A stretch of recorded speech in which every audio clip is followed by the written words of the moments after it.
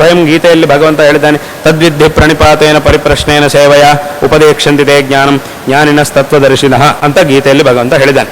ಅಂದ್ರೆ ಏನು, ಯಾವುದು ಸರಿಯಾದ ಮಾರ್ಗ ಅನ್ನೋದನ್ನು ತಿಳ್ಕೊಳ್ಳುವುದಕ್ಕೆ ಅನ್ನೋ ಮಾರ್ಗವನ್ನು ನೀನು ಗುರು ಸೇವೆಯನ್ನು ಮಾಡಿ ಗುರುವಿನ ತೋರಿಸಿದಂತಹ ಮಾರ್ಗದಲ್ಲಿ ಹೋಗಿ ಅವರ ಮುಖಾಂತರವಾಗಿ ತಿಳ್ಕೊಳ್ಳಬೇಕು ಅನ್ನೋದು ಈ ಮಾತಿನ ಅರ್ಥ, ಈ ಉಪದೇಶದ ತಾತ್ಪರ್ಯ.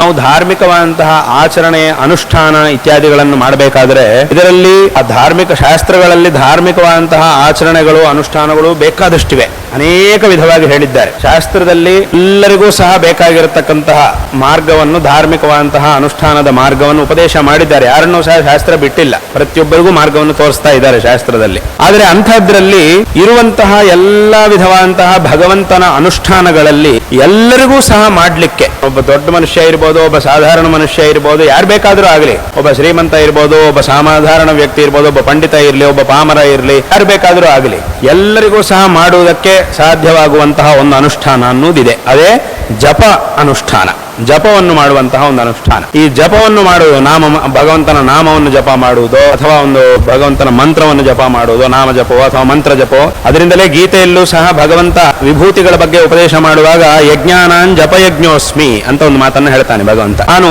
ಯಜ್ಞಗಳು ಅಂತಂದ್ರೆ ಅನುಷ್ಠಾನಗಳು, ಲೋಕದಲ್ಲಿ ನಡೆಯುವಂತಹ ಅನುಷ್ಠಾನಗಳಲ್ಲಿ ನಾನು ಜಪಯಜ್ಞದ ಸ್ವರೂಪಿ ಆಗಿದ್ದೇನೆ. ಜಪವೂ ಸಹ ಒಂದು ಯಜ್ಞ. ನಾವು ಮಾಡುವಂತಹ ಒಂದು ಜಪ ಏನಿರುತ್ತೋ, ಈಗ ಹೇಳಿದಂತೆ ನಾಮ ಜಪವೋ ಮಂತ್ರ ಜಪವೋ ಏನಿರುತ್ತೋ ಅದು ಸಹ ಒಂದು ಅನುಷ್ಠಾನ, ಒಂದು ಯಜ್ಞಕ್ಕೆ ಸಮಾನ. ಅದರಿಂದ ನಾನು ಆ ಜಪಯಜ್ಞದ ಸ್ವರೂಪಿ ಆಗಿದ್ದೇನೆ ಅಂತ ಭಗವಂತ ಗೀತೆಯಲ್ಲಿ ಸ್ವಯಂ ಹೇಳಿದ್ದಾನೆ. ಯಾಕೆ ಅಂತಂದ್ರೆ ಈ ಜಪಯಜ್ಞ ಅನ್ನೋದು ಪ್ರತಿಯೊಬ್ಬರಿಗೂ ಸಾಧ್ಯ. ಯಾವುದಾದ್ರೂ ಒಂದು ನಾಮವನ್ನ 108 ಸಲ ಜಪ ಮಾಡಬೇಕು, ಒಂದು ಮಂತ್ರವನ್ನು 108 ಸಲ ಜಪ ಮಾಡಬೇಕು ಅಂತಂದ್ರೆ ಅದಕ್ಕೆ ಏನು ಕಷ್ಟಪಡಬೇಕಾಗಿದೆ? ಏನು ತುಂಬಾ ಲಕ್ಷಗಟ್ಟಲೆ ಖರ್ಚು ಬೇಕಾಗಿಲ್ಲ. ತುಂಬಾ ಬೆವರು ಸುರಿಸಿ ತುಂಬಾ ಶಾರೀರಿಕವಾಗಿ ತುಂಬಾ ಪರಿಶ್ರಮ ಬೇಕಾಗಿಲ್ಲ, ಏನು ಬೇಕಾಗಿಲ್ಲ.